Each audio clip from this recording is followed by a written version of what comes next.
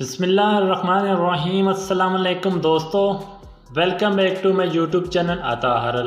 امید کرتا ہوں آپ سب خیریت سے ہوں گے۔ دوستو اگر آپ نئے ہیں تو ویڈیو کے آخر تک جمے رہیے گا، کہ آج ہم آپ کے لیے ایک اور امپورٹنٹ ویڈیو لائے ہیں، شب قدر کا راز کیا ہے۔ تو اس ویڈیو کو پورا واچ کریں اور اس میں اپنی رائے کا لازمی اظہار کریں۔ شکریہ۔ شروع اللہ کے نام سے جو نہایت مہربان اور رحم فرمانے والا ہے۔ امام علیہ السلام کی خدمت میں ایک شخص آ کر پوچھنے لگا، یا علی، اللہ نے رمضان میں شب قدر کیوں عطا کی؟ تو بس جیسے ہی یہ پوچھا گیا تو امام علیہ السلام نے فرمایا، اے بندہ خدا، انسان کی دعا اور اللہ کی رحمت کے بیچ میں انسان کے گناہ حائل ہو جاتے ہیں، تبھی انسانوں کی دعا اللہ کے دربار تک نہیں پہنچتی، اور یوں انسان مصیبتوں اور پریشانیوں میں گرفتار رہتا ہے، اللہ کی رحمت سے دور رہتا ہے۔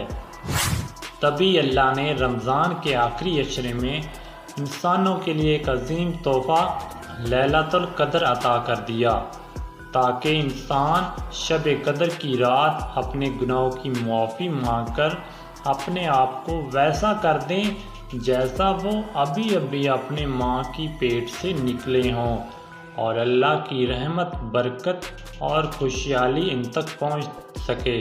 سبحان اللہ۔ اے اللہ، اے شخص، میں نے اللہ کے رسول صلی اللہ علیہ وسلم سے سنا کہ شب قدر میں مانگی گئی دعا اللہ فوراً قبول کرتا ہے۔ تو وہ کہنے لگا، یا علی، میں ہر شب قدر کی رات دعا مانگتا ہوں، لیکن پھر بھی قبول نہیں ہوتی۔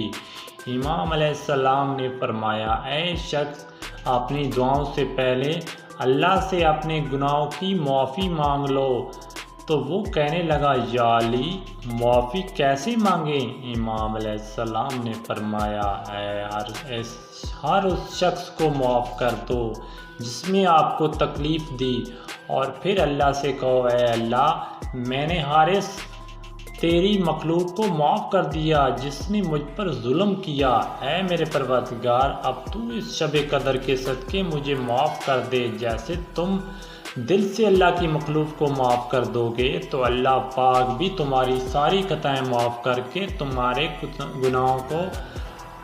گناہوں کو معاف کر کے دعائیں قبول کر دے گا۔ آمین۔ اللہ پاک ہمیں بھی اس شب قدر میں عبادت اور اللہ پاک سے معافی کا طلبگار فرمائے۔ ملتے ہیں انشاءاللہ نیکسٹ ویڈیو میں، تب تک کے لیے اللہ حافظ۔